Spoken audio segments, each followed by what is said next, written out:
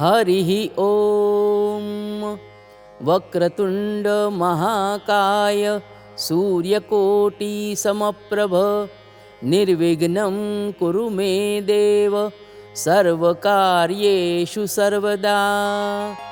नमो देव्ये महादेव्ये शिवाये सततं नमः।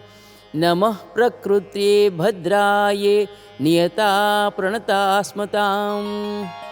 ध्याये नित्यं महेशं रजतगिरिनिभं चारुचन्द्रावतंसं रत्नाकल्पोज्ज्वलाङ्गं परशुमृगवराभीतिहस्तं प्रसन्नं पद्मासीनं समन्तात् सुतममरगणे व्याघ्रकृत्तिं वसानं विश्वाद्यं विश्ववन्द्यं निखिलभयहरं पञ्चवक्त्रं त्रिनेत्रम्।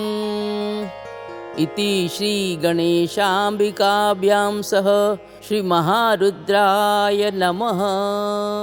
ध्यायामि आवाहयामि स्थापयामि गन्धाक्षतपुष्पाणि समर्पयामि नमस्करोमि।